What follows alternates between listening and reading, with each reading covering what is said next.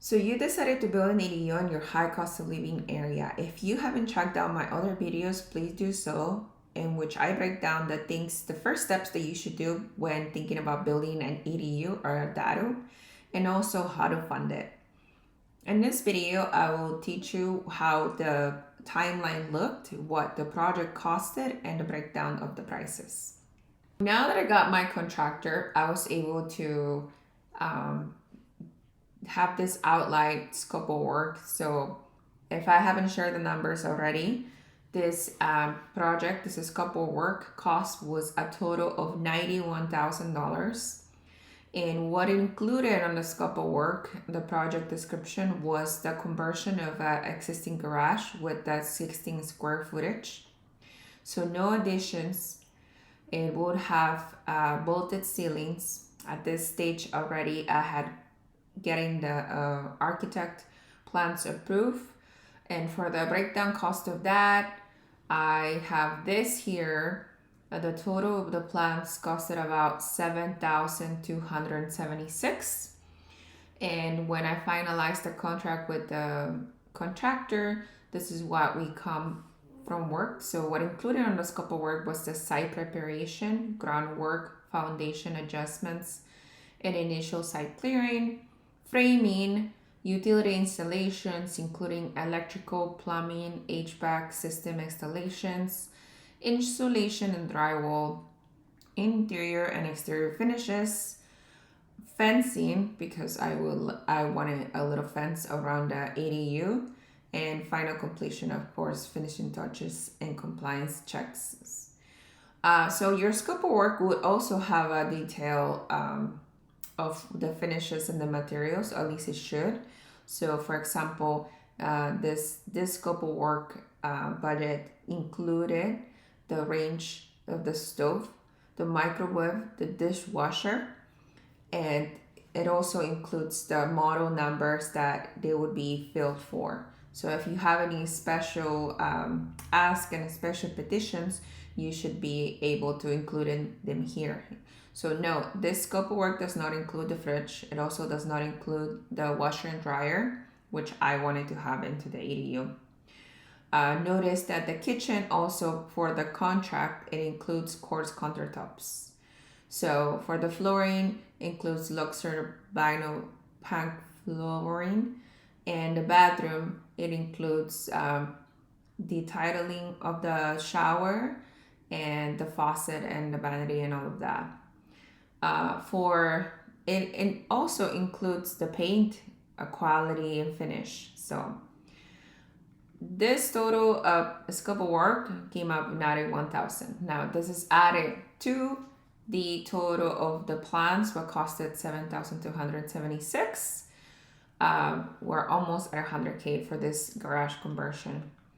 So as far as the payment schedule, this is going to be different in every state and how you also sort up the payment schedule. But in California, you're not allowed to get 10% down in the beginning. So it's initial deposit upon signing. Then we have a first progress. And you notice here, it's upon site preparation and foundation adjustments. So there is a timeline of scheduled payments that they should be able to do upon completion of every stage of the build. So the second progress payment was upon completion of framing and roofing and electrical and plumbing. The third payment disbursement was about drywall installation and exterior finishes. The fourth payment was completion of all major systems and fixtures. Final payment after final inspection approval. And notice that he put into his contract that the client, which would be me, would be responsible for paying all required inspection fees. And in this particular ADU, there were two additional inspection fees that I have to pay for. One was a concrete inspection, but it was required by the city and done by a third-party inspector, and also a HERS inspector, which is a high efficiency inspection of the HVAC. and all of the electrical and the ADU. Project timeline. This is where it kind of gets tricky because I knew if you had any kind of construction in your job, you know that whatever they have estimated usually takes longer. So it says 3 to 4 months, and actually took about 7 months to finish this from start to finish. Plans and permits were already done, so this is not something that we went into detail. But I wanted to show you here. Contract does not include refrigerator, washer and dryer, backsplash, and some of the furnishings. I mean, any of the furnishings per se. But so when talking about cost, we're gonna go over the cost again of this conversion. So the plans were again 7,276. The construction was supposed to be 91,000, right? So extra outside of the contractor, what are the pain points that we had during this project? One of the pain points was that my sewage connection was not in the property line. So where we were supposed to connect to the sewage existing main structure, it was right under the sidewalk. And then so when that happens, is no longer inside the property line. So you have to have a special contractor to dig under the sidewalk, because now you're dealing with the sidewalk limitations that contract the city. So you have to get a contractor type A to make the connection there. So this was an unforeseen thing that only was discovered when we excavated, because the contract was assumed that the existing main structure connection would be in the property line, which that's something that my contractor could have done. I should have added some pictures. Maybe I can add some pictures here, exactly where the sewage were connected to.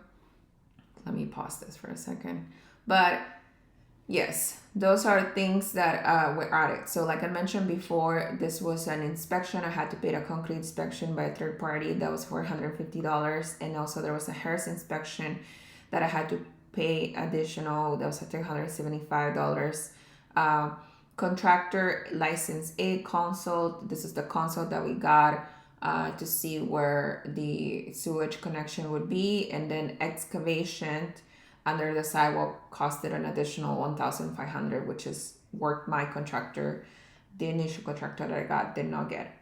Also, upon the inspections, because my garage is, I don't live in a hill, but there is below grade of what the foundation line would be on my existing house, main house. So my house is like this here, and my garage is like somewhere this here, in terms of like a clearance of at least not 5 feet, but at least 2 foot in between. So there is some incline there. So my ADU was lower. Because of that, upon framing, the inspector made us weatherize, like make sure we had flushing around the area of the ADU. So basically what happened, we had to wrap flushing, dig into the concrete, because around the ADU I have concrete on the sides. So build into the concrete, dig into the concrete at least a foot clearance, and add flushing to the skirt of the ADU, all the framing around it. And so that was additional, was called flushing, and then there was a lip, and then there was an additional $10,000 onto the work that was outside of the contract. So all of these extra expenses were around $13,000. Now, because I deviated from the contract, and if you don't remember, I think over here, any deviations from the contract, there's a stipulated here. It says any modification to this contract must be documented through a signed change order, which may affect the project of the time of the cost and the timeline. So I did do a couple deviations, a few deviations actually. So let's see. Right now we don't have the cabinets, but I did added an extra cabinet for the kitchen, and I think this is where the contractors in my community are gonna be like, you made so many changes. Anyways, I did do so many changes to to the finishes of the house. So I added an extra cabinet based on wall, so the kitchen would look bigger. I wanted a rain shower, which was not stipulated in the contract that I had to pay for. There was a kitchen splash. So this kitchen splash that you're seeing on the video right now, this is all quartz, right? And then on my contract, I had only stipulated to have countertops and not backsplash. So I had to pay for additional quartz to be cut and brought up here. The front door, I wanted a special front door, so that was extra. And then the tile that I wanted for the floor, for example, if we go back into the contract before we move on. So on the contract on the bathroom, I had stipulated that it was going to be white tile walls, and I believe flooring throughout. It was stipulated that was going to be LVP. So last minute, I wanted to change the LVP to tile. So I bought the tile. That was me purchasing the tile and the mirror, special mirror that I wanted. I also wanted a different vanity from the one that was offered to me, so I had to pay the difference on that. A different faucet as well. Hardware, I wanted gold hardware brush. This is out of the installation for the dryer and washer. This was additional cost to come and install the washer and dryer. And then I was able to get a deal from Home Depot to get a washer and dryer refrigerator for $3,200. So that was pretty cool. And other things that I probably shouldn't have put here, because this is a connection for my car and all of those things. So, and then the additional reroute of electrical. But a total of deviations for the contract, an additional $11,000, $11,622. And then furnishing, because this was going to be a midterm rental. So since this is going to be a midterm rental, I have to furnish it. We had to buy nightstands, lights, bed frames, Wi-Fi, Roku stick, curtains, track mount, coffee tables, bedding. We have a toaster, mattress protector, liners, kitchen stuff, liner, blinds, trash cans, cleaning supplies, and just bag spray to basically spray around the ADU.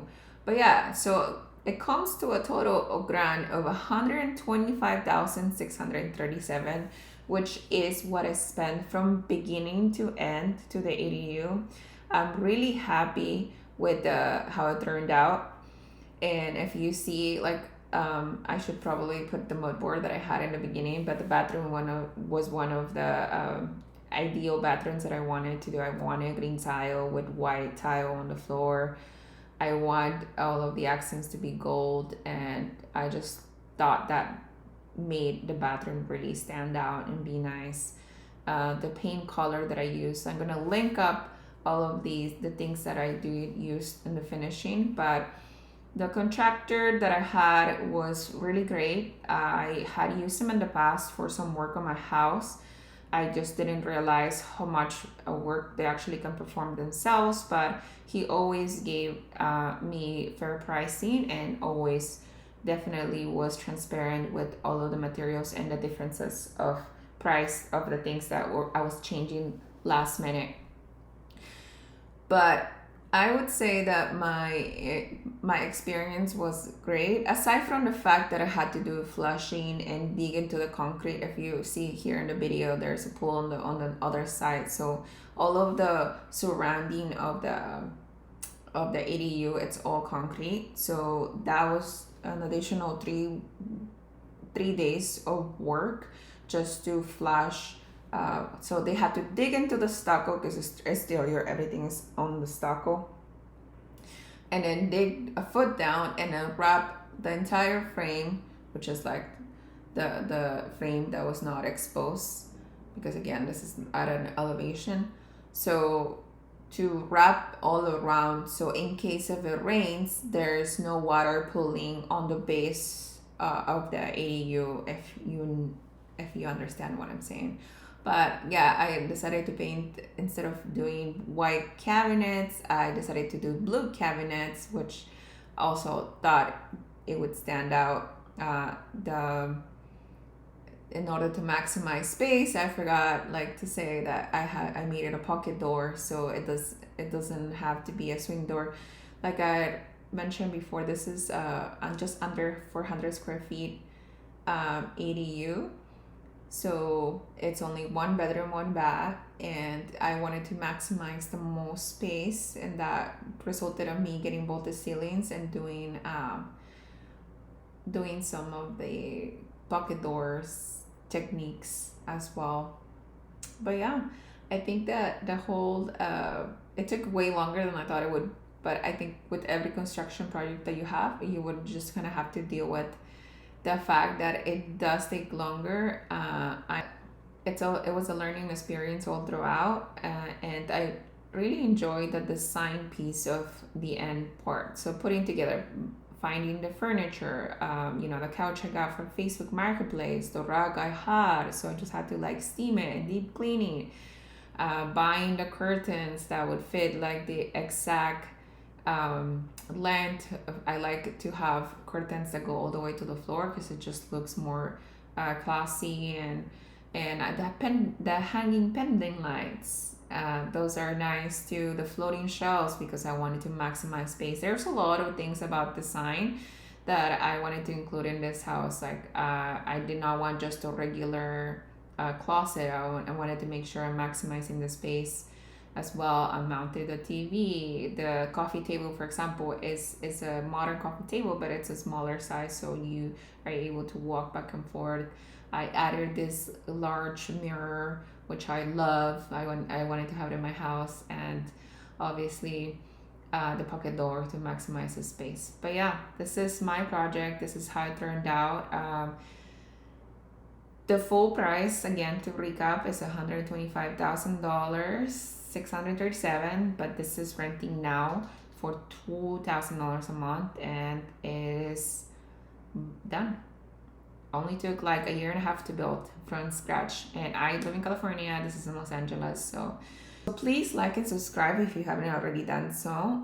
Show me some love, and if you want to ask me any questions, please leave it in the comments. I should be able to respond pretty quickly, and I hope to enjoy this video.